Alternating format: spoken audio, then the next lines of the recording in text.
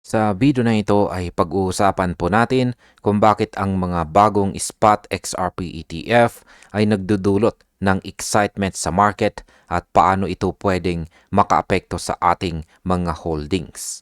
Habang marami po ang nakatingin sa mga bagong produkto, kakaunti pa rin ang malalaking kumpanya na pumasok sa laro. Kung isa ka po sa mga holders o traders, mahalagang maintindihan ang dynamics na ito para malaman natin kung paano po natin dapat panghawakan o gamitin ang ating XRP. At ayan, ang ating unang katanungan rito ay bakit po ba mahalaga ang spot XRP ETF sa market? Sa umpisa pa lang, ang usapin po tungkol sa spot XRP ETF ay patuloy na lumalakas. Marami pong investors ang nakatutok sa pagtaas ng institutional participation dahil kakaunti pa lang ang mga companies na nag-submit para sa ganitong produkto. Ang kasalukuyang environment ay nagdudulot po ng anticipation dahil ang market ay nasa early stage pa lamang. Ang mga major assets ay nakatingin pa sa gilid na nangangahulugang may malaking potensyal ang market para sa expansion kapag pumasok na po sila. Kung isipin po natin sa XRP ay parang bata na handang tumakbo sa playground. May kakayahan na lumakas pero kailangan pa ng tamang push para magpakita ng kanyang full potential. Para po sa atin bilang mga holders, ito po ay signal na dapat tayong maging alerto sa mga developments at ready sa next wave ng liquidity. Ngayon ay ano naman po ang ipinapakita ng limitadong filings? Yan, meron po ditong isang kilalang boses sa XRP community. At siya po ay si Ginoong Arthur. At siya po ay nagbanggit na lahat daw ng malalaking kumpanya ay hindi pa nagfa-file para sa spot XRP ETF. Kabilang po sa listahan niya ay sina BlackRock, Fidelity, Vanguard, JP Morgan Asset Management, State Street, Invesco, Charles Schwab, T. Rowe Price, at saka si PEMCO. Ang comment na ito ay malinaw po na nagpapakita kung gaano ka-early or kaaga ang market ngayon. Maliit pa lang ang bilang ng companies na pumasok sa race. Para po sa atin na bilang mga holders, ang kawalan ng malalaking players ay bakit hindi pa tayo nakakaranas ng malaking price surge kahit may mga bagong ETF launches na. Kapag pumasok po ang mga malalaking kumpanya, ang market ay makakaranas ng mas mataas na liquidity at mas malakas na demand. Higit pa rito, ang pagpasok ng malalaking players ay magbibigay daan sa mas maraming investors na magkaroon ng access sa mga regulated XRP products na nagpupromote ng stability sa market. Ngayon ay bakit hindi pa mataas ang presyo ng XRP kahit may bagong activity? Kahit may mga bagong filings at saka ETF launches, si XRP ay nananatiling steady at medyo bearish. Pero hindi ibig sabihin na hindi ito nag-iipon ng momentum para sa potential breakout. Marami pong malalaking funds ang may strict rules sa digital assets. Dahil dito, hindi po agad sila makabili ng products na nakalink kay XRP. Ito ang dahilan kung bakit may delay sa pagitan po ng ETF launch at aktual na increase sa demand na inaasahan ng ilan. Para po sa atin bilang mga traders at holders, mahalagang maintindihan po natin na ang isang ETF lamang ay hindi po makakapagpaggalaw ng market. Ang tunay na epekto ay makikita lamang kapag mas maraming issuers ang sumali at mas maraming assets ang pumapasok sa mga regulated products. Kapag nangyari ito, tataas ang liquidity at magsisimulang mag-react ang presyo ng XRP ng mas agresibo.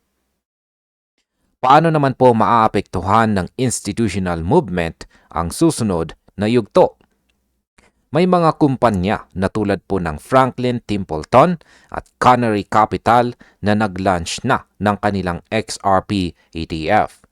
Ngunit marami po ang nakatingin kay BlackRock dahil inaasahan na magdudulot sila ng massive inflows bilang pinakamalaking asset manager sa mundo.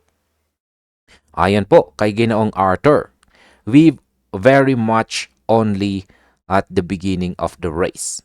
Sa madaling salita, ang kasalukuyang stage ng XRP ETF market ay parang opening lap pa lamang ng marathon.